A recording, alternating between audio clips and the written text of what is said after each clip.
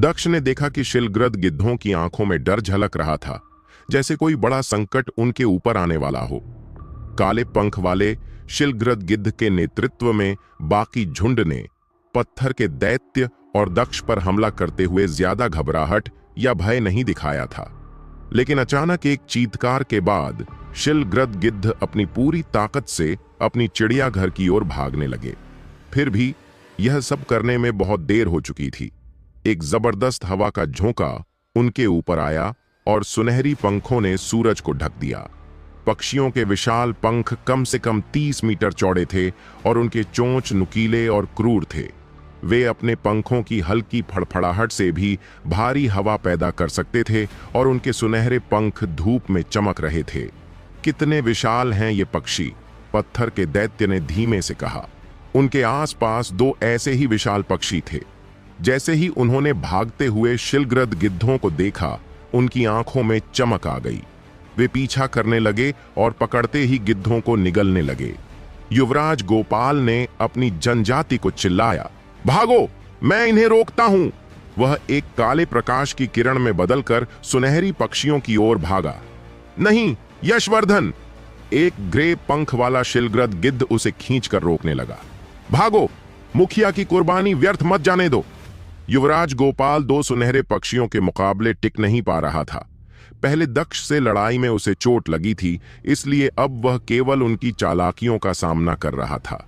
देखकर यह नहीं सह पाया, दक्ष ने एक काला धनुष बनाया, तना और एक घातक तीर छोड़ा जो एक सुनहरे पक्षी के पंख में लग गया। घायल पक्षी ने चीखा। उसकी एक पंख में एक बड़ी छेद हो गई। दूसरा पक्षी क्रोधित होकर दक्ष की ओर बढ़ा। पत्थर के दैत्य ने तेजी से छलांग लगाई और जैसे एक बुलेट की तरह उड़ते हुए उस सुनहरे पक्षी का सामना किया। आध्यात्मिक ऊर्जा से भरे पत्थरों ने सुनहरे पक्षी पर प्रहार किए और उसकी गति धीमी कर दी, जिससे वह चक्कर खाने लगा। Fists of the silent sea फेड। दक्ष ने मुक्का मारा और उसकी जेनेटिक एनर्जी एक जादुई सांप के रूप में प्रकट हुई, जो सुनहरे पक्षी के शरीर को लपेटने लगा। सांप ने उसके गले को जकड़ लिया और अपनी तेज दांत दिखाए। जब उसने काटा तो काला ऊर्जा पक्षी के शरीर के अंदर से आघात करने लगी, जिससे पक्षी दर्द से चीखा। दक्ष कूद पड़ा और उसके हाथ में एक बैंगनी छोटा तलवार प्रकट हुआ। The boundless blade, requiem of the end. उसने तलवार को सुनहरे पक्षी के मस्तिष्क में घोंपा, अपनी जेनेटिक एनर्जी को प्रहार में डालते हुए, जिससे पक्षी का सिर फट गया और उसका विशाल शरीर आसमान से नीचे गिर पड़ा। आपने सफलतापूर्वक एक पीक ग्रेड गोल्डन रॉक को मार गिराया है। पीक ग्रेड गोल्डन रॉक का मांस खाने पर आपको 1 से 10 पीक जीन फ्रैगमेंट्स मिल सकते हैं। दूसरा सुनहरा पक्षी घबराकर उड़ गया, दक्ष के और पत्थर के दैत्य के हमलों से बचते हुए। युवराज गोपाल अचेत होकर जमीन पर गिर पड़ा। दक्ष ने उसे संभाला और नीचे रख दिया। जैसे ही दूसरा पीक ग्रेड गोल्डन रॉक उड़ गया, शिलग्रद गिद्ध फिर से आसमान में लौट आए। यशवर्धन अपने पिता की ओर देख रहा था। स्पष्ट था कि वे युवराज गोपाल को वापस ले जाना चाहते थे। पत्थर के दैत्य ने दक्ष को अपनी छाती से रोकते हुए कहा, क्या तुम अभी भी लड़ना चाहते हो? यशवर्धन ने जवाब दिया, मेरा पिता, मुझे वापस करो। पत्थर के दैत्य ने नाक सिकोड़ी, अगर हम न होते तो तुम्हारा पिता पहले ही मर चुका होता। क्या तुम हमारी कोई कदर करोगे? तुम कितने बेहयाद हो। जैसे ही तनाव बढ़ रहा था, एक सफेद पंख वाला शिलग्रद गिद्ध आसमान की ओर उड़ आया। दक्ष को यकीन नहीं हुआ कि क्या वह भी शिलग्रद गिद्ध है, क्योंकि वह बाकी से काफी अलग दिखती थी। उसके लंबे पैर सफेद मुलायम पंखों से ढके थे। उसके पैर पंजे थे और हाथ पंख जैसे अन्य गिद्धों के, लेकिन उसका सिर इंसानी था और उसके लंबे सफेद बाल थे। वरिष्ठ आपको शिलग्रद गिद्ध के बसेरे में आने का निमंत्रण देना चाहते हैं, उसने दक्ष से कहा। यशवर्धन ने उससे पूछा, वरिष्ठ क्यों वानर पर्वत में एक पत्थर राक्षस को आने दे रहे हैं? सिर्फ इसलिए कि उसने एक सुनहरा गरुड़ को भागाया। सफेद बाल वाली शिलग्रद गिद्ध ने जवाब दिया, मैं केवल वरिष्ठ की इच्छा को प्रेषित करती हूं। यशवर्धन ने सिर झुका लिया और दांत पीसते हुए नाराज दिखा, क्योंकि शिलग्रद गिद्ध फिर उड़ गए। यह लो। दक्ष ने युवराज गोपाल का शरीर हवा में उछाला और यशवर्धन जल्दी से उसे पकड़ लिया। उसने दक्ष और पत्थर के दैत्य की तरफ जटिल भाव से देखा। दोनों धीरे धीरे वानर पर्वत की ओर बढ़े, जहां उन्होंने देखा कि कई शिलग्रद गिद्ध पहाड़ी की ढलान पर रहते थे। उनमें से ज्यादातर के सिर इंसानी थे, जैसे अभी देखा सफेद बाल वाली गिद्ध। दक्ष ने पूछा, इतने सारे मानव सिर वाले शिलग्रद गिद्ध क्यों हैं? पत्थर के दैत्य ने पूछा, क्या मैंने तुम्हें नहीं बताया? क्या? पुरुष और महिला शिलग्रद गिद्ध दिखने में अलग होते हैं। पुरुषों का सिर पक्षी जैसा होता है और महिलाओं का सिर इंसान जैसा। समझ गया। रास्ते में मिले शिलग्रद गिद्ध उनकी ओर बेहद जिज्ञासु नजरों से देख रहे थे, खासकर पत्थर के दैत्य की ओर। तो यह पत्थर राक्षस है, कितना बड़ा है? कहते हैं कि पुराने जमाने के पत्थर राक्षस 500 मीटर से भी ऊंचे होते थे। मुझे लगता है यह अभी पूरा विकसित नहीं हुआ। सुनो, मैंने सुना है कि वानर पर्वत को एक पत्थर राक्षस ने ही गिराया था। देखो मत, सावधान रहो, कहीं पत्थर राक्षस तुम्हें ना खा जाए। सुना है कि शिलग्रद गिद्ध उनके पसंदीदा भोजन है। दक्ष का चेहरा काला हो गया और उसने पत्थर के दैत्य की ओर देखा। तुम मुझसे कुछ छिपा रहे हो, है ना? पत्थर के दैत्य ने पलकें झपकाईं। मालिक, मैं सचमुच नहीं जानता कि क्या हो रहा है। अगर जानता तो छिपाता भी। जैसे ही दक्ष और पत्थर के दैत्य वानर पर्वत पर कदम रखने वाले थे, सफेद बाल वाली शिलग्रद गिद्ध ने उन्हें रोका। यह पत्थर राक्षस हमारे बीच नहीं आ सकता। पत्थर के दैत्य ने गरज कर कहा, यह तो जातीय भेदभाव है। दक्ष ने उसकी ओर आंखें घुमाईं। और यह वाक्य तुमने कहां से सीखा? चुपेंक से, जाहिर है। दक्ष ने माथा पकड़ लिया। सफेद बाल वाली शिलग्रद गिद्ध मुस्कुराई। मैं आशा करती हूं तुम समझ पाओगे। मेरा उद्देश्य भेदभाव करना नहीं है, पर तुमने देखा ही होगा वानर पर्वत कैसे झुक रहा है। मुझे डर है कि यह पर्वत इस पत्थर राक्षस का भार सहन नहीं कर पाएगा। चट्टान की आत्मा ने एक लंबी सांस ली। ऐसा नहीं था कि वह अपनी चट्टानी कवच को मनमर्जी से उतार सकती थी। आखिरकार उसने इतनी मजबूत कवच तभी बनाई थी जब उसने बड़ी मात्रा में चट्टान खाई थी।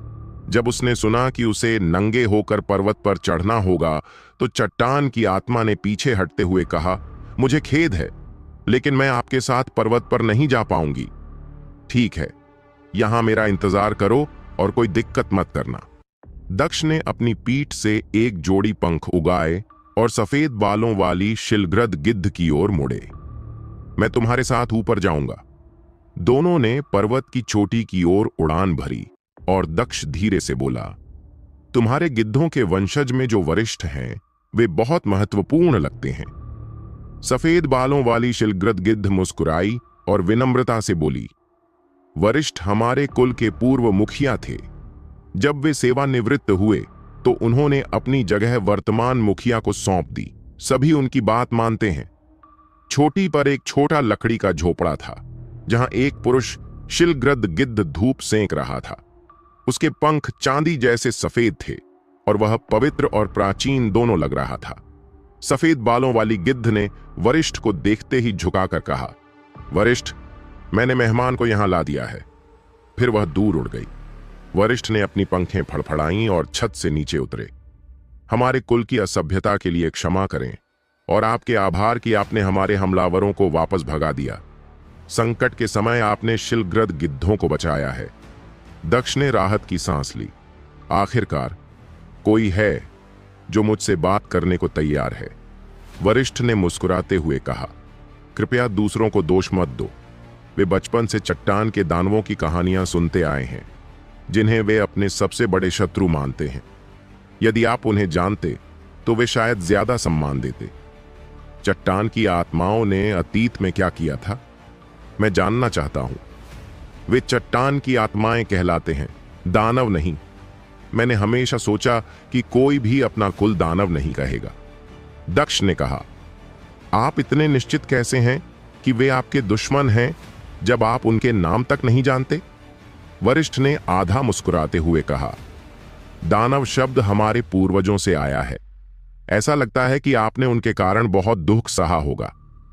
हमारा पर्वत हमेशा से झुका हुआ नहीं था। मैं जानता हूं। बहुत समय पहले वानर पर्वत आकाश को चीरता हुआ एक खंजर की तरह था। जब चट्टान की आत्माओं ने अचानक हमला किया तो पर्वत झुक गया। क्या चट्टान की आत्माएं सच में पूरे पर्वत को ऐसा झुकाने में सक्षम थीं? वरिष्ठ ने पूछा। चट्टान की आत्माओं ने तुमसे क्या कहा? दक्ष ने बताया। उन्होंने कहा कि वे यहां आए और तुमसे लड़ाई हुई। तुम उनसे ज्यादा मजबूत थे, इसलिए वे चले गए। हां, यह बात हमारे पूर्वजों से भी सुनी है। हमारी कुल और चट्टान की आत्माओं के बीच एक बड़ी लड़ाई हुई, जिसमें दोनों तरफ कई मरे। अंत में वे चले गए। फिर? वरिष्ठ ने आह भरी। चट्टान की आत्माओं ने एक बार ऐसा बड़ा दबदबा बनाया कि वे बिना रोक टोक पर्वत के आधार तक पहुंच गए। उन्होंने उस चट्टान को खोदा जो पर्वत की नींव बनती थी। बुजुर्ग खुश थे कि दुष्ट चट्टान के दानव भाग गए, लेकिन उनकी खुशी ज्यादा देर तक नहीं चली। इसीलिए पर्वत झुका। वरिष्ठ ने कंधे उचकाए। हर कहानी समय के साथ बढ़ा चढ़ा कर सुनाई गई। चट्टान के दानवों ने पर्वत को गिरा दिया। वे अवज्ञाकारी बच्चों को खाते थे और भी बहुत कुछ। इन कहानियों ने पीढ़ी दर पीढ़ी नफरत और डर बढ़ाया। समझ गया। वरिष्ठ ने अपने घर की ओर इशारा किया। चलिए चाय पीते हैं। दक्ष ने मना नहीं किया। दोनों अंदर गए। लकड़ी के केबिन का अंदरूनी हिस्सा उतना ही साधारण था जितना बाहर का था। वरिष्ठ ने कहा, मैंने खुद ही ये झोपड़ी बनाई है, तो हंसना मत। ज्यादातर शिलग्रद गिद्ध खुले आसमान के नीचे रहते हैं, लेकिन मैं अलग हूं। बुरा नहीं है। दक्ष बैठ गया और वरिष्ठ ने अपने पैर से चाय का कप भरा। दक्ष चाय की खुशबू से घबराया। ऐसा लग रहा था जैसे पैर की बू आ रही हो, इसलिए उसने चाय नहीं पी। आप मुझे केवल धन्यवाद देने के लिए बुलाए होंगे, वरिष्ठ ने मुस्कुराते हुए कहा। और आप यहां झगड़ा करने नहीं आए हैं। अगर आप हमारे पर्वत से और चीजें लेना चाहते हैं तो मेरी जिंदगी मुश्किल हो जाएगी। जरूरत नहीं है। चट्टान की आत्माओं के पास अब चट्टान की इतनी मात्रा है कि वे कई सदियां आराम से गुजार सकते हैं। मैं बाद में और चट्टान की खोज करूंगा। चट्टान की आत्माएं लकड़ी की आत्माओं की तरह नहीं थीं, जो जड़ी बूटियों को उगा सकती हैं। वे खुद ही एक खजाना थीं। पर्याप्त चट्टान और रत्नों के साथ वे फिर से उस ताकतवर कुल में बदल जाएंगी जो कभी दूसरी दुनिया में आतंक मचाती थी। ये चट्टान की आत्माएं उसकी नगरी की रक्षक बनेंगी। वरिष्ठ ने दक्ष की आंखों में देखा। तुम क्या चाहते हो? दक्ष मुस्कुराया। लगता है आपके पास मुझसे कोई मांग है, वरिष्ठ ने कहा। हां। क्या यह सोने के रॉक्स के बारे में है? वरिष्ठ ने सिर हिलाया। हां। तुम्हारी मांग क्या है? मुझे स्टार क्लाउड फल चाहिए। वह आपके पास है ना? वरिष्ठ ने आश्चर्य व्यक्त किया। जितना मुझे पता है, केवल 3 लोग जानते हैं कि हमारे पास यह दुर्लभ जड़ी बूटी है। लगता है तुम्हारे पास अच्छा स्रोत है। मैंने एक गुजर चुकी आत्मा से सुना। कौन थी वह आत्मा? मुझे जानना चाहिए। हम एक स्टार क्लाउड फल हमारे पास रखते हैं। बदले में क्या मैं आपके लिए सोने के रॉक्स से छुटकारा दिला सकता हूं? तुम अकेले काफी नहीं हो। हमें साथ मिलकर ही इस खतरे से निपटना होगा। यह समस्या जितनी मैंने सोची थी उससे कहीं बड़ी लगती है। ये सोने के रॉक्स कुछ सालों में ही प्रकट हुए हैं। हर एक हमारे वर्तमान मुखिया जितना शक्तिशाली है। वे आसपास के क्षेत्र में भोजन की तलाश करते हैं और सबसे ताकतवर का स्तर अब एक सुरा किंग के करीब है। सबसे ताकतवर गोल्डन रॉक्स का परिवार वानर पर्वत के ऊपर शिखर स्तर की ताकत वाले जीवन रूप तक पहुंच रहा था। वह ताकत उस स्तर की थी जो एक सुरा राजा के पास होती है। मतलब यहां वानर पर्वत के आसपास काफी संख्या में गोल्डन रॉक्स मौजूद हैं। दक्ष ने एक पल के लिए सोचा और अपने दिमाग में एक भयंकर जीव की छवि उभर आई, ब्लेजिंग रॉक। अपने पिछले जीवन में दक्ष ने सुना था कि एक बार कई पीक ग्रेड जीव एक साथ डिसास्टर ग्रेड में विकसित हुए थे, जिससे दूसरे क्षेत्र में भारी तबाही हुई थी। हालांकि यह सिर्फ सुना था, कभी खुद नहीं देखा। कहा जाता है जो भी ब्लेजिंग रॉक को देखने गए वे तुरंत मारे गए। डिसास्टर ग्रेड जीव का आना गंभीर खतरे की निशानी होती है। जब ब्लेजिंग रॉक ने प्रकट होना शुरू किया, उसने पास के मिंग शहर को तहस नहस कर दिया। कई शिकारी घायल और मारे गए। ये गोल्डन रॉक्स हमें शिलग्रद गिद्धों को सिर्फ खाने का सामान समझते हैं।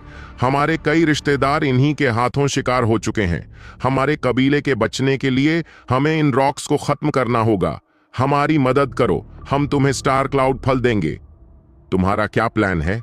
हमारा इंतजार करना मौत के बराबर है। जैसे ही सबसे ताकतवर गोल्डन रॉक आगे बढ़ेगा, हम सब नष्ट हो जाएंगे। हमें पहले ही हमला करना होगा। हमारे कबीले ने कई स्काउट भेजे हैं और रॉक्स का घोंसला खोज निकाला है। हम अचानक हमला करेंगे और पूरे परिवार को खत्म कर देंगे। ठीक है, मैं तुम्हारे साथ चलूंगा, लेकिन पहले मुझे फल दे दो। अगर रास्ते में कोई अप्रत्याशित स्थिति आए या दुश्मन बहुत मजबूत निकले तो मैं हटने का अधिकार रखता हूं। दक्ष को सिर्फ एक दुर्लभ जड़ी बूटी के लिए जान गंवानी मंजूर नहीं थी। बुजुर्ग ने ठाना, मैं मानता हूं, चलो साथ मिलकर करते हैं। वे पर्वत की तलहटी की ओर लौटे और वहां शिलग्रद गिद्धों का एक रॉक जायंट मिला जो जमीन पर घुटनों के बल बैठा था। दक्ष ने उड़ान भरी। अच्छा किया, जैसा करना था वैसा ही खामोश रहे। रॉक जायंट जल्दी से खड़ा हुआ। नेगोशिएशन कैसे रही मालिक? शिलग्रद गिद्ध तुम्हारे कबीले जितने जिद्दी नहीं थे। अगर मैं उनकी मदद करता हूं गोल्डन रॉक्स को खत्म करने में, तो वे मुझे स्टार क्लाउड फल देंगे। शुभकामनाएं सफल नेगोशिएशन के लिए। दक्ष ने पूछा, क्या तुम रॉक स्प्रिट्स ने इस पर्वत के नीचे की चट्टानें खा ली हैं? शायद। जैसा कि आप जानते हो, हम रॉक स्प्रिट्स आसपास की चट्टानों को खाते रहते हैं। सच कहूं तो 10,000 सालों में वे लगभग आधे द्वितीय क्षेत्र की चट्टानों को खोद चुके थे। दक्ष ने सिर पकड़ लिया। क्या तुम्हें पता है कि इस वजह से वानर पर्वत झुका हुआ है? रॉक जायंट ने सिर खुजलाया। सच में? दक्ष चुप रह गया। फिर दक्ष ने गोल्डन रॉक का शव निकाला, उसे पानी में डालकर पंख उतारे। उसके 2 पंख अलग अलग मेजों पर रखे, एक हल्की तीखी, दूसरा बहुत तीखी मसाले वाली। जैसे ही भुनी हुई मांस की खुशबू फैल गई, शिलग्रद गिद्धों के मुंह में पानी आ गया। जब मांस तैयार हुआ, दक्ष ने टुकड़ा काटा और खाया। बाहर से कुरकुरा, अंदर से नरम और स्वादिष्ट। For consuming the meat of a peak grade golden rock, you received 1 peak gene fragment. Rock spirit चट्टानों को चबाता रहा। यशवर्धन गिद्ध वहां से गुजरते हुए मांस का टुकड़ा लिया। उसने मांस निगलते हुए कहा, मेरे पिता को बचाने के लिए धन्यवाद।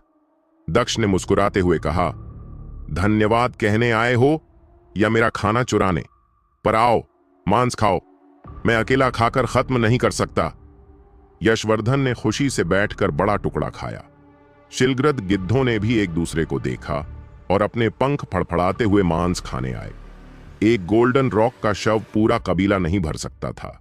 वे तेजी से मांस खा गए और फिर भूख लगी। दक्ष ने हंसते हुए कहा, कल मैं बाकी सारे रॉक्स मारकर बड़ा उत्सव मनाऊंगा। शिलग्रद गिद्ध खुशी से चिल्ला उठे। अपनी उदारता के लिए धन्यवाद देने के तौर पर उनमें से कई ने युवराज गोपाल को विभिन्न आध्यात्मिक जड़ी बूटियां और कीमती रत्न दिए जो उन्होंने जमा किए थे। गिद्धों को चमकदार चीजें बहुत पसंद थीं, इसलिए उनके उपहारों में ज्यादातर रत्न ही थे। दक्ष को जो हिस्सा मिला उसे देखकर वह बहुत प्रसन्न हुआ। अगले दिन शिलग्रद गिद्धों का युवा नेता युवराज गोपाल उनके छुपे हुए हमले में वानर पर्वत के पास सोने के गिद्धों के घोंसले पर जाने के लिए तैयार हो गया। यहां तुम क्या कर रहे हो? क्या तुम्हें मौत का डर नहीं लगता? दक्ष ने उसकी तरफ भौहें तानी। कल तुम्हारे चोटें बहुत गंभीर थीं। क्या तुम पूरी तरह ठीक हो गए हो? दक्ष ने चिंता जताई। युवराज गोपाल ने कंधे उचकाए। मेरी चोटें उतनी गंभीर नहीं हैं जितनी दिखती हैं। पहाधी राक्षस ने अपने हाथ बांध लिए। जिद मत करो, कल वे 2 सोने के गिद्ध तुम्हें खिलौने की तरह लुका छिपी खेल रहे थे। अगर तुम जाओगे तो मरोगे। युवराज ने जवाब दिया, मैंने कुछ आध्यात्मिक जड़ी बूटियां खाकर लगभग ठीक हो चुका हूं।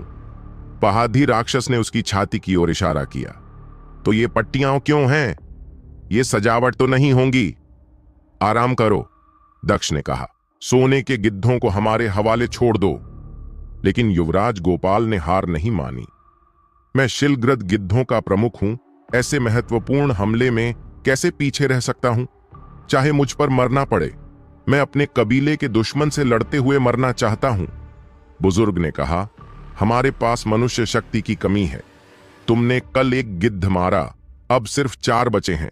दक्ष और मैं एक एक को मार सकते हैं और यह पहाड़ी राक्षस शायद एक को संभाल सकता है, लेकिन एक गिद्ध अभी भी बचा है। हमें और मदद की जरूरत है। युवराज की जिद देखकर दक्ष और पहाड़ी राक्षस ने उसे रोकना छोड़ दिया।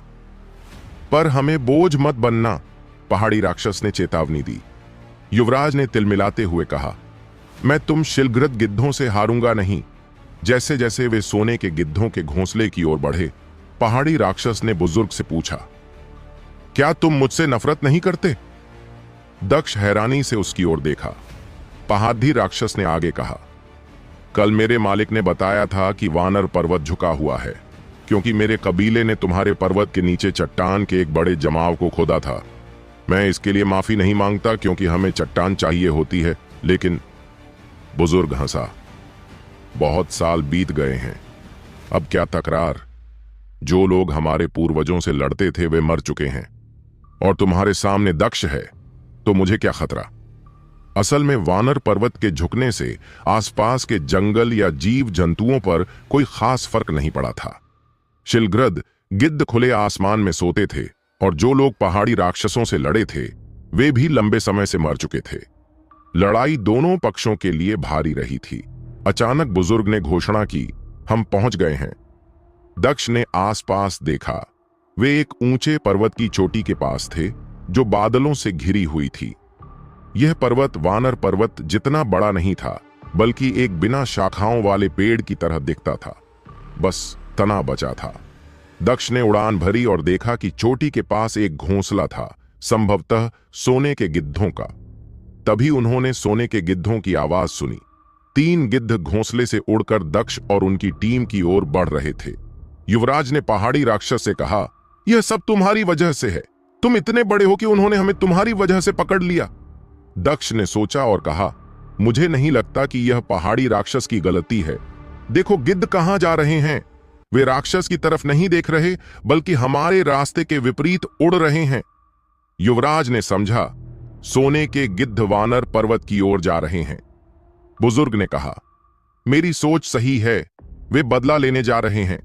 आखिरकार दक्ष ने कल एक सोने के गिद्ध को मार गिराया था। मैं समझ रहा था कि वे पहले या बाद में हमला करेंगे, लेकिन हमारे रास्ते में मिलना उम्मीद से जल्दी है। युवराज ने कहा, बुजुर्ग, हमें सोने के गिद्धों को रोकना होगा, नहीं तो वानर पर्वत खतरे में होगा। बुजुर्ग ने सिर हिलाया। बिल्कुल, हम यहां इसीलिए आए हैं कि कोई और त्रासदी ना हो। दक्ष ने पहाड़ी राक्षस को इशारा किया, अब वार करो। पहाड़ी राक्षस तैयार था। उसने भारी आध्यात्मिक चट्टान का एक बड़ा टुकड़ा उठाकर सोने के गिद्धों की तरफ फेंका। चट्टान इतनी तेजी से उड़ती हुई गई जैसे कोई मिसाइल, और गिद्धों को बिना चेताए टकराया। पहाड़ी राक्षस ने एक के बाद एक चट्टानें फेंकी। गिद्ध घबराकर राक्षस पर टूट पड़े। उनकी तेज आवाज से लगता था जैसे वे उस राक्षस को नष्ट कर देना चाहते हों जिसने उन्हें चुनौती दी। युवराज वार करने ही वाला था कि दक्ष ने उसे रोका। रुको, अभी हमला करने का सही वक्त नहीं है। युवराज ने बुजुर्ग की ओर देखा, जिसने समझदारी से सिर हिलाया। जैसे ही तीनों गिद्ध हमले के लिए आए, दक्ष ने वेनमबेन की हथेली पकड़कर अपनी जेनेटिक एनर्जी जमा करनी शुरू की। गिद्ध और करीब आए। युवराज का माथा पसीने से तर था। बुजुर्ग ने सिर हिलाया, अभी वार करने का समय नहीं। जैसे ही गिद्ध हमला करने को हुए, दक्ष ने अपना दाहिना हाथ ऊपर उठाया और आकाश में एक ड्रैगन टर्टल की छवि प्रकट हुई। 2 ग्रेविटी कंट्रोलिंग टैबलेट्स जमीन पर गिरीं, जिससे आसपास का गुरुत्वाकर्षण विकृत हो गया। तीनों गिद्ध अपने रास्ते पर नियंत्रण खो बैठे और हवा में टकराकर गिर पड़े। उनके जेनेटिक एनर्जी के झरने चारों ओर फैल गए। उनकी पंजे पहाड़ी राक्षस के सिर के ऊपर से कटते हुए गुजरे। तब दक्ष ने हमला किया। अपने फॉरेस्ट वुल्फमैन और ब्लड एंड सोल शार्ड्स एक साथ सक्रिय करते हुए वह एक रक्त रंग के भेड़िए में बदल गया। द बाउंडलेस ब्लेड, ड्रैगन्स राथ, उसने चिल्लाया। एक रक्त ड्रैगन आसमान में उड़ा और तेजी से उन तीनों गिद्धों में से एक पर टूट पड़ा। गिद्ध ने प्रतिक्रिया देने से पहले ही अपने सीने में रक्त ड्रैगन की भाला जैसी चोट पाई और आकाश से नीचे गिरा, पीठ पीछे लंबी खून की लकीर छोड़ते हुए। आपने सफलतापूर्वक एक पीक ग्रेड सोने के गिद्ध को मार गिराया और उसका सोल शार्ड प्राप्त किया। पीक ग्रेड सोने के गिद्ध का मांस खाने पर आप 1 से 10 तक पीक जीन फ्रैगमेंट्स प्राप्त कर सकते हैं। दक्ष मुस्कुराया। न केवल उसने अपना निशाना एक ही बार में मार गिराया, बल्कि उसे एक सोल शार्ड भी मिला। बुजुर्ग और युवराज भी उसके पीछे तेजी से आए, काले और चांदी जैसे किरणों में बदलकर अपने अपने शिकारों पर टूट पड़े। शिलग्रद गिद्धों के बुजुर्ग ने एक स्वर्णीय गरुड़ पर ध्यान केंद्रित किया। जैसे ही वह गरुड़ के पास से निकला, उसके गर्दन से खून नल की तरह बहने लगा, जिसे बंद नहीं किया जा सकता था। गरुड़ चिल्लाने की कोशिश कर रहा था, लेकिन अब वह आवाज निकाल पाने में असमर्थ था। बुजुर्ग खुद एक अनुभवी योद्धा था और उसकी कौशल शिलगद गिद्धों के मुखिया से भी कहीं अधिक थी। इसके अलावा वह दक्ष और युवराज गोपाल चुपके से हमला कर रहे थे, जबकि उनके विरोधी स्तब्ध और भ्रमित थे, इसलिए उनके हमले लगाना आसान था। अगले ही पल गरुड़ को पता चलने से पहले एक पंजा उसके पीठ में घुस गया और उसके दिल को कुचल दिया। युवराज गोपाल का हमला भी बुजुर्ग जैसा था। गरुड़ के गर्दन से खून फूट रहा था, लेकिन उसने एक तेज चिल्लाहट निकाल ही दी। युवराज गोपाल की आंखें चौड़ी हो गईं। यह ठीक नहीं है, जख्म बहुत हल्का था। चट्टान दानव चिल्लाया, तुम मूर्ख, क्या तुम एक पक्षी को ठीक से मार भी नहीं सकते? सामान्य परिस्थितियों में युवराज गोपाल इस तरह की गलती नहीं करता, लेकिन चोटों के कारण वह अपनी पूरी क्षमता का उपयोग नहीं कर पा रहा था। उसने जल्दी से गरुड़ को दूसरी बार हमला करने की कोशिश की, लेकिन बहुत देर हो चुकी थी। उसने अपना सबसे अच्छा मौका गंवा दिया था। स्वर्णीय गरुड़ अपने पंख फड़फड़ाने लगा और हवा में तूफान बुलाकर पीछे हटने लगा। बुजुर्ग मदद के लिए भागा, लेकिन सतर्क गरुड़ ने अपनी चोंच से उस पर तेज पंजे के जैसे पंख फेंके। बुजुर्ग उन चाकू जैसे पंखों से बच गया, लेकिन गरुड़ ने अपने पंजों से उसे दूर फेंक दिया। शक्तिशाली होने के मामले में स्वर्ण गरुड़ शिलग्रद गिद्धों से कहीं बेहतर थे। युवराज गोपाल गरुड़ की तरफ भागा ताकि अपनी गलती सुधार सके, लेकिन गरुड़ ने अपने पंखों को सहजता से फड़फड़ाते हुए उसके पंजों से बचा लिया और पलटकर वार किया। घायल युवराज गोपाल थोड़ा धीमा था, इसलिए वह बच नहीं पाया। रून सील। जैसे ही दक्ष ने हाथ उठाया, एक ड्रैगन टर्टल की छवि प्रकट हुई, जिसने एक सीलिंग टैबलेट गरुड़ के सिर पर गिराया और उसके हमले को कुछ पल के लिए रोक दिया। शिलग्रद गिद्ध इतने हमले में मग्न थे कि उन्होंने दक्ष को भूल ही गए थे, लेकिन दक्ष ने सबसे महत्वपूर्ण पल पर अपने हमले से लड़ाई का पलड़ा उनके पक्ष में झुका दिया। वह गरुड़ के करीब आया, न कि इसलिए कि वह उससे तेज था, बल्कि क्योंकि वह जानता था कि गरुड़ अगला क्या करेगा। यह सब पिछले जीवन के वर्षों के अनुभव का फल था। बेशक बुजुर्ग और युवराज गोपाल का योगदान भी महत्वपूर्ण था। उनके बिना दक्ष गरुड़ के हर कदम को इतनी आसानी से नहीं पढ़ पाता। बुजुर्ग के माथे पर पसीना टपक रहा था। सौभाग्य था कि स्वर्ण गरुड़ दक्ष पर शिलग्रद गिद्धों के हमले से पहले ही आए, नहीं तो उनका कबीला उस दिन नष्ट हो जाता। युवराज गोपाल भी सहम गया था। उसके पैर थरथराने लगे थे और वह खुद को बेवकूफ समझ रहा था कि उसने युवा दक्ष को चुनौती दी।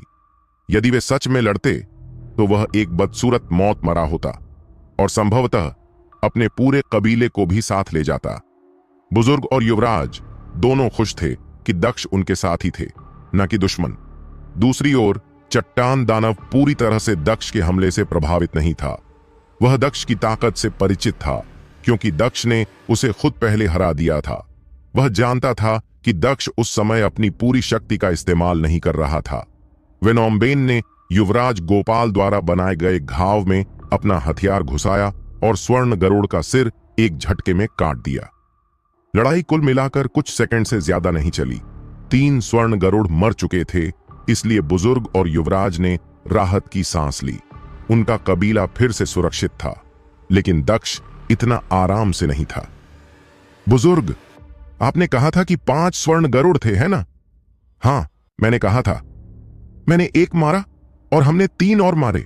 आखिरी गरुड़ कहां है जो सबसे मजबूत था? पहले बुजुर्ग की मुस्कान गायब हो गई और उसके पंख और पंजे ठंडे हो गए। कुछ ही पलों में जवाब स्पष्ट हो गया। आसमान को स्वर्ण पंखों ने ढक दिया और दक्ष, चट्टान दानव और दोनों शिलग्रद गिद्ध सिर उठाकर देखा कि एक विशाल स्वर्ण गरुड़ उन पर तेजी से आ रहा था।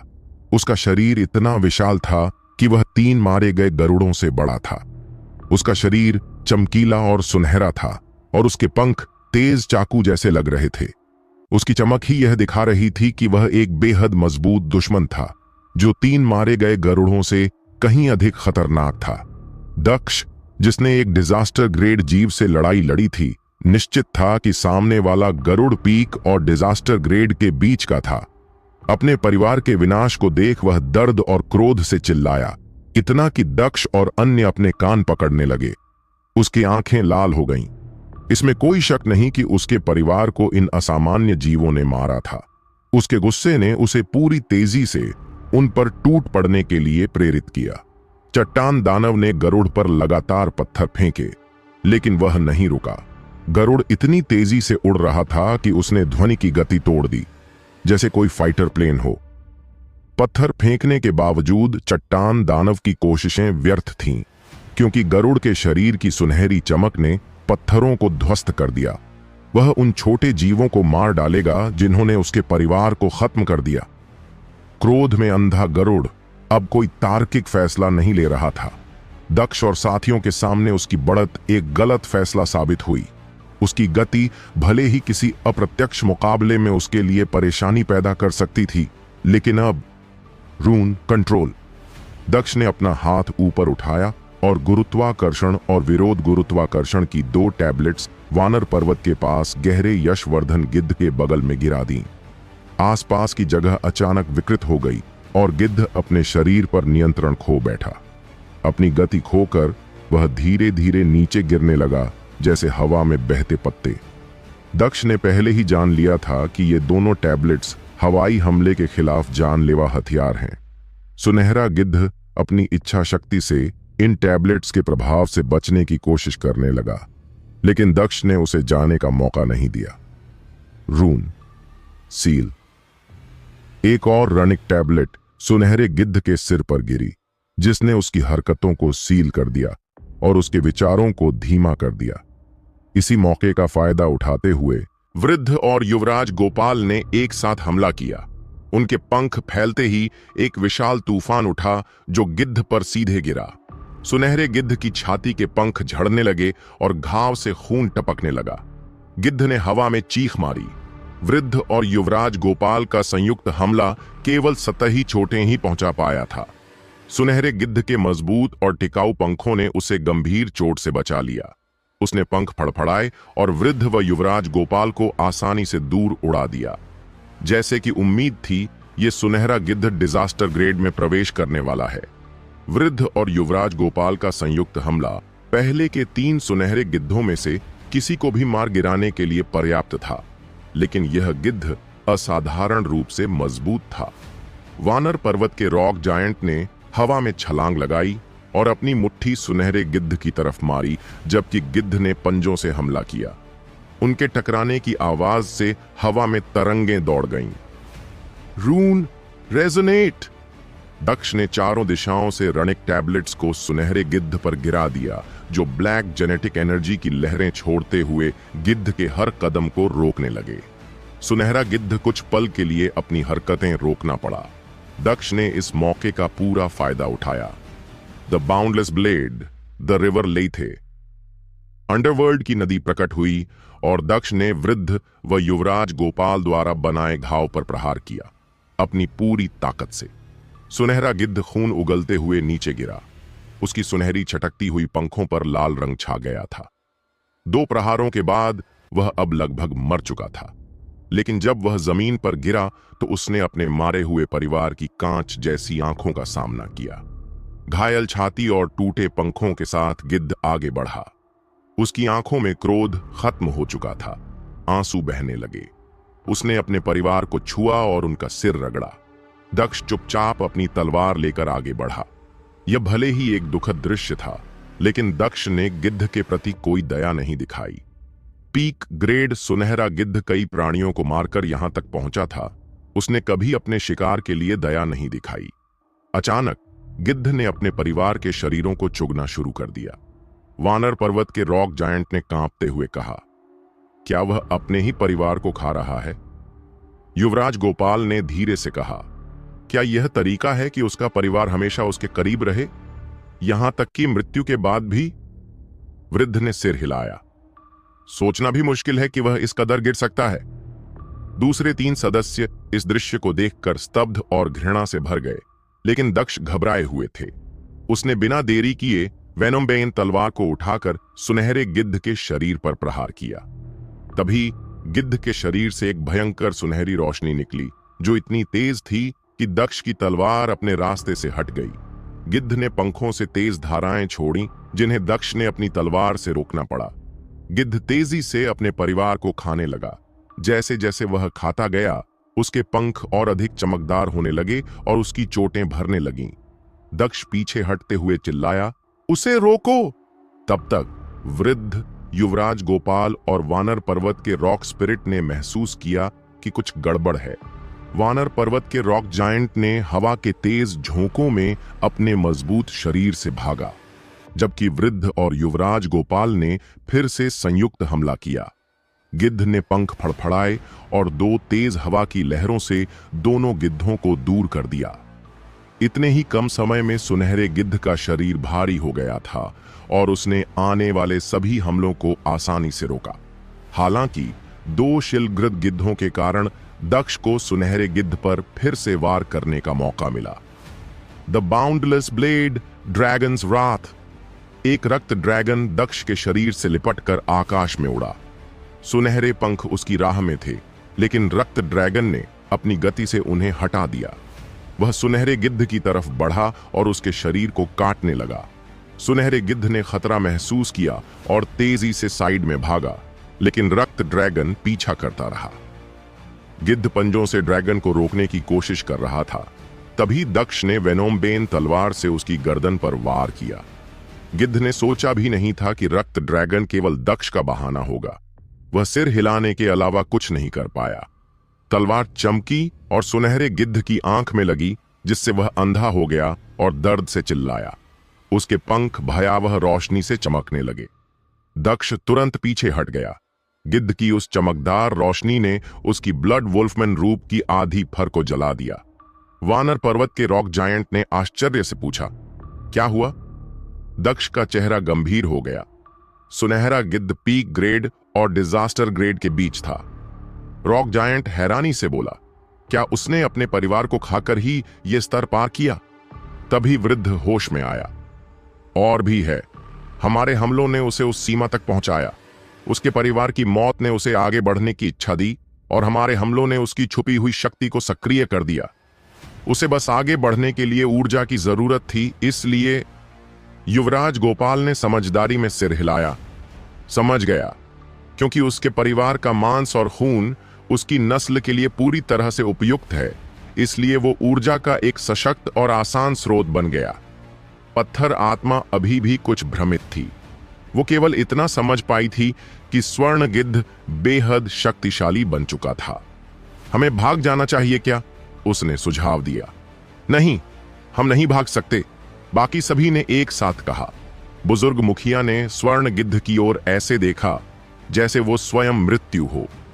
अगर ये जीवित रहा तो ये निश्चित रूप से हम शिलग्रद गिद्धों से बदला लेगा। चाहे मेरी जान चली जाए, मैं स्वर्ण गिद्ध को भागने नहीं दे सकता। युवराज गोपाल ने सहमति में सिर हिलाया। हमने उसके पूरे परिवार को मार डाला। अगर अब उसे जाने दिया तो वो हमारे पूरे कबीले को खत्म कर सकता है। दक्ष ने भी मना किया। आखिरकार वो पूरे दूसरे क्षेत्र में इन डिजास्टर एलियन प्राणियों के बारे में सबसे अधिक जानकारी रखने वाला शिकारी था। स्वर्ण गिद्ध का डिजास्टर एलियन बनना इतना आसान नहीं था। दक्ष ने अंदाजा लगाया कि अभी वो केवल सुरा साम्राज्य के संरक्षक देवता के स्तर पर था, जिसे उसने कुचला था, एक pseudo disaster grade life form. हालांकि ऐसा प्राणी भी उसके ध्यान देने योग्य था। अगर उसे बढ़ने दिया गया तो तो वो सच में एक सच्चा डिजास्टर एलियन बन सकता था। और अगर ऐसा हुआ तो पूरे दूसरे क्षेत्र पर संकट छा जाएगा।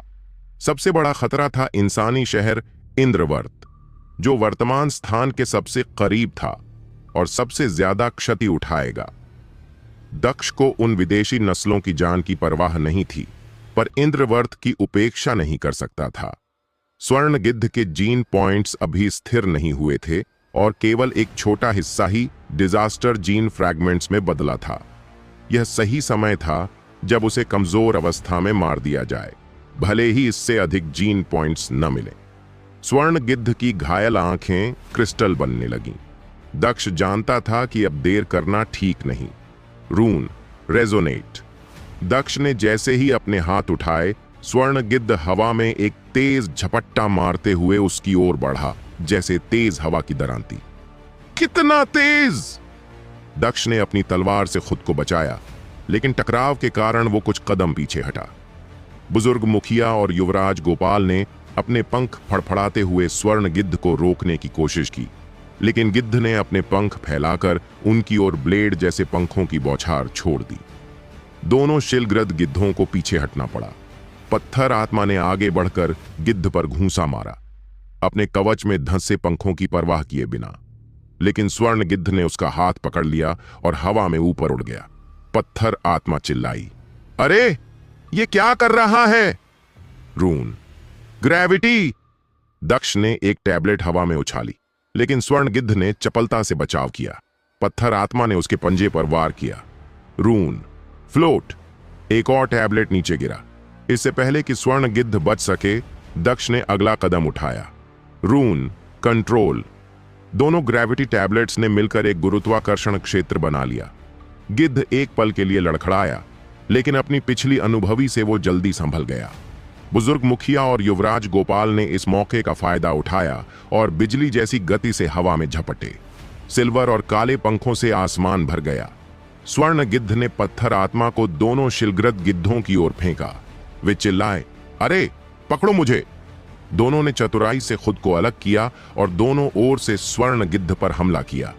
उधर पत्थर आत्मा उल्का की तरह जमीन की ओर गिरा और जमीन में धंस गया। अब किसी के पास उसे देखने का समय नहीं था।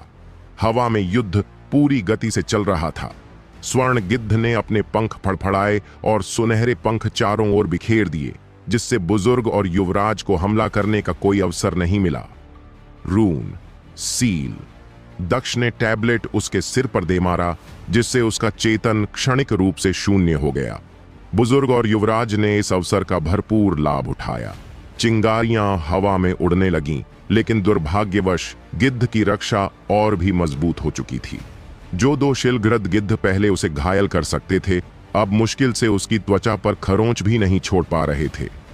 The boundless blade, dragons Wrath! Venom बेने कांप उठा और रक्त का एक ड्रैगन हवा में उठ खड़ा हुआ, जिसकी गर्जना वानर पर्वत में गूंज उठी। स्वर्ण गिद्ध ने हवा में तेजी से घूमकर बुजुर्ग और युवराज को झटक दिया और रक्त ड्रैगन से सीधा टकरा गया। उसके पंजों ने ड्रैगन के सिर को चीर दिया। फिर वह दक्ष की वेनम बेन से टकराया। टकराव से ऊर्जा की लहरें चारों ओर फैल गईं। बुजुर्ग और युवराज दूर से ही देख सकते थे, पास आने की हिम्मत भी नहीं हुई। अब यह युद्ध एक नए स्तर पर पहुंच चुका था। स्वर्ण गिद्ध का शरीर अचानक तेज रोशनी से चमकने लगा, जैसे एक छोटा सूरज। उसका नवोदित डिजास्टर डोमेन सक्रिय हो गया। 9 soul dragon blade, first form, parting the river. Daksh ने दांत भींचते हुए तेज रोशनी और गर्मी को सहा और अपनी सबसे ताकतवर चालों में से एक का प्रयोग किया। गिद्ध ने अपनी रक्षा में पंजे आगे किए, लेकिन इस बार वो खुद पीछे धकेला गया और उसके शरीर से खून बह निकला। दक्ष ने पीछा किया और 2 और बार भयंकर टकराव हुआ। अब गिद्ध के पंजे कांपने लगे और उसके अंदर की हड्डियां टूटने लगीं। उसने दर्द में चिल्लाया। वह ज्यादा देर टिक नहीं पा रहा था, लेकिन दक्ष की स्थिति और भी खराब थी। वेनम्बेन की धार पर एक दरार आ गई। वो लगातार टकराव सहन नहीं कर सका और टूट गया। वेनम्बेन बिखर गया और दक्ष के सोल स्पेस में वापस चला गया। अब वो एक टूटा हुआ डेविल सोल था। स्वर्ण गिद्ध ने इस मौके का फायदा उठाया और हमला किया, लेकिन दक्ष जरा भी विचलित नहीं हुआ। उसने अपना हाथ, जो अब तलवार की तरह था, स्वर्ण गिद्ध की बची हुई आंख में घुसेड़ दिया। अपने दूसरे हाथ से दक्ष ने यशवर्धन गिद्ध की ठोड़ी पर घूंसा मारा और एक रक्तनाग चीखते हुए आकाश की ओर उठा। रून रेजोनेट। चारों रूनिक टैबलेट्स यशवर्धन गिद्ध के चारों ओर गिर पड़ी। फॉर्मेशन सक्रिय हो गया और उसे अंधकार के एक क्षेत्र में जकड़ लिया। Fists of the silent sea, 100 dragons soaring. Daksh ने अपना बायां हाथ पीछे खींचा, अपनी जेनेटिक एनर्जी को प्रहार में उड़ेला और पूरी ताकत से यशवर्धन गिद्ध की ओर उछाल दिया। सैकड़ों रक्तनागों के हमले के बीच यशवर्धन गिद्ध लड़खड़ाता हुआ जमीन पर आ गिरा। दक्ष के हाथ में एक सुनहरी तलवार प्रकट हुई। यह उसी यशवर्धन गिद्ध के परिवार से प्राप्त एक पीक ग्रेड गोल्डन रॉक की डेविल सोल की अभिव्यक्ति थी। द बाउंडलेस ब्लेड, ड्रैगन्स रात। एक रक्त की लहर गिद्ध पर पड़ी और वह रक्त नाग में बदल गई। यशवर्धन गिद्ध ने पंख फड़फड़ाए और हवा में उठ गया, लेकिन दक्ष उसका पीछा करते हुए उसकी गर्दन के पीछे से तलवार भोंकने में सफल रहा। The boundless blade, requiem of the end. काली जेनेटिक एनर्जी ने तलवार की नोक को ढक लिया और यशवर्धन गिद्ध के शरीर को भीतर से चीर डाला। यशवर्धन गिद्ध ने तड़पते हुए दर्द से छटपटाना शुरू कर दिया। उसके जख्म से क्रिस्टलीय रक्त की बूंदें फूट पड़ीं। जैसे जैसे दक्ष ने और अधिक ऊर्जा तलवार के माध्यम से भीतर भेजी, उसके शरीर के भीतर से ऊर्जा के ब्लेड उगाए। वह पूरा शरीर एक कांटेदार कैक्टस जैसा दिख रहा था। You successfully killed a peak grade golden rock and obtained its devil soul. By consuming the flesh of the peak grade golden rock, you may receive 1 to 10 peak gene fragments. दक्ष की आंखें चमक उठीं। आज वाकई उसका भाग्य अच्छा था।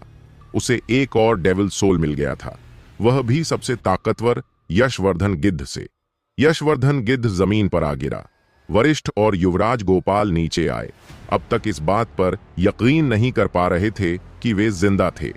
युद्ध के दौरान उन्हें पूरा यकीन हो गया था कि उनकी मृत्यु निश्चित है। उनके हमले यशवर्धन गिद्ध पर बिल्कुल बेअसर थे और यदि दक्ष वहां न होता तो वे निश्चित रूप से जीवित न होते। दक्ष ने तलवार खींची और गिद्ध के घायल सीने में भोंक कर उसका हृदय निकाल लिया। उसके हृदय के चारों ओर की धमनियां और नसें पहले ही क्रिस्टल बन चुकी थीं और उसकी छाती की हड्डियां भी। यदि उन्होंने थोड़ी भी देर कर दी होती तो परिणाम विनाशकारी होते। एक बार गिद्ध का पूरा शरीर क्रिस्टल में बदल जाता तो दक्ष के लिए उसे मारना असंभव हो जाता, जब तक कि वह अपने अंतिम अस्त्रों का प्रयोग न करता। उसने यशवर्धन गिद्ध का हृदय संग्रहित कर लिया और मिली हुई डेविल सोल को प्रकट किया। जैसा कि अपेक्षित था, एक सूडो डिजास्टर ग्रेड जीव के रूप में यह डेविल सोल पहले मिले हुए से पूर्णतः भिन्न थी। यह 2 तलवारों के सेट के रूप में प्रकट हुई। बड़ी तलवार एक सुनहरी ब्रॉड सोर्ड थी जिससे सूर्य जैसी प्रचंड ऊष्मा की किरणें निकल रही थीं। छोटी तलवार एक शॉर्ट सोर्ड थी जिसे बड़ी तलवार में जोड़ा या अलग किया जा सकता था। वह भी सूर्य जैसी अग्नि से दमक रही थी। दक्ष को यह देखने में बहुत रुचि हुई कि यदि यह यशवर्धन गिद्ध सचमुच डिजास्टर एलियन में बदल जाता तो क्या होता। उसकी डोमेन की शक्ति और स्थिरता दोनों बढ़ जाती और एक द्वितीयक अभिव्यक्ति भी विकसित हो सकती थी। यदि यही गुण डेविल सोल में समाहित हो जाते तो वे परस्पर पूरक बन जाते, ठीक वैसे ही जैसे उसकी इक्लिप्स और ब्लैक सन। यदि ऐसा होता, खैर, दक्ष पहले ही अपने लाभ से बेहद संतुष्ट था। आखिरकार वह अभी भी सेकंड रेल्म का शिकारी ही था और एक पूर्ण डिजास्टर एलियन का अकेले सामना करने के लिए तैयार नहीं था। ऐसा कोई भी जीवन रूप बहुत अधिक खतरनाक होता। जरा सी असावधानी में मृत्यु निश्चित थी। दक्ष ने दोनों गोल्डन रॉक डेविल सोल्स को अपनी सोल स्पेस में समाहित कर लिया, लेकिन इससे एक विचित्र घटना घटी जिसकी उसे बिल्कुल भी उम्मीद नहीं थी। दोनों डेविल सोल्स एक दूसरे की ओर खींचने लगीं और आपस में विलीन होने लगीं। सामान्यतः एक ही प्रजाति की डेविल सोल्स कभी भी एक नहीं होती। पहले फर्स्ट रेल्म में ऐसा कभी नहीं हुआ था। तो फिर ऐसा क्यों? क्या यह इसलिए था कि ये दोनों पीक या हायर ग्रेड की थीं और एक ही रक्त रेखा से जुड़ी थीं। डेविल सोल कॉन्डेंसेशन की संभावना सामान्यतः बहुत कम होती है। दर्जनों शिकारों में एक का मिलना सौभाग्य माना जाता है, और यहां तो 5 में से 2 मिल गईं। यह अद्वितीय सौभाग्य था। उनकी विलीन प्रक्रिया को पूरा होने में समय लगने वाला था। दक्ष ने उसे समय समय पर जांचने के लिए मन में नोट कर लिया। वरिष्ठ और युवराज गोपाल उसकी ओर बढ़े और बोले, दक्ष, तुम्हारी वजह से ही हम यशवर्धन गिद्धों को मारकर जिंदा लौट सके। दक्ष ने मन में सोचा, पिछले जीवन में स्पष्ट है कि तुम दोनों नहीं बच पाए थे। शायद शिलग्रद गिद्धों की मृत्यु ने ही यशवर्धन गिद्ध के उत्क्रांत होने का कारण बनाया था। इस बार उसका हस्तक्षेप इतिहास की दिशा बदल चुका था, लेकिन उसने इस बात का विशेष उल्लेख नहीं किया। हमारे सौदे को मत भूलना। वरिष्ठ ने एक लकड़ी का डिब्बा निकाला। वास्तव में वह स्पिरिचुअल हर्ब जो तुम्हें चाहिए था यही है। मैं उसे यशवर्धन गिद्धों से पहले ही सौंपना चाहता था, पर हम उनका सामना आधे रास्ते में ही कर बैठे। दक्ष ने वह डिब्बा लिया, खोला और देखा। अंदर एक पूर्ण रूप से सुरक्षित स्टार क्लाउड फ्रूट था। उसके चेहरे पर एक दुर्लभ निश्चल मुस्कान आ गई। उसे पोषण नंबर 4 का एक और घटक प्राप्त हो चुका था। उसके अनुमान के अनुसार अब केवल 3 और सामग्री चाहिए थीं, जिससे वह असली निर्माण प्रक्रिया शुरू कर सकता था। दक्ष, तुम थके होंगे, क्यों न कल प्रस्थान से पहले वानर पर्वत लौटकर विश्राम कर लो, युवराज गोपाल ने कहा। कृपया मुझे अपने पूर्व अपमान के लिए क्षमा याचना करने का अवसर दो। दक्ष ने समय देखा और सिर हिला दिया। उसने वाइटी को मुक्त किया, जिससे वह यशवर्धन गिद्ध की आत्मा के अवशेषों को अवशोषित कर सके, और फिर गिद्ध का शव संग्रहित कर उड़ान भरी। परंतु ज्यादा दूर नहीं गया था कि अचानक ठहर गया। लगता है जैसे मैं कुछ भूल गया हूं, वरिष्ठ बोले। यदि भूल गए हो तो संभवतः वह ज्यादा जरूरी नहीं था। बिल्कुल, यही समझदारी है। नीचे उस विशालकाय गड्ढे से, जिसे पत्थर राक्षस ने बनाया था, एक पत्थर का हाथ उठा और कराहती आवाज आई, स्वामी, मैं यहीं हूं, कृपा करके मुझे बचाइए।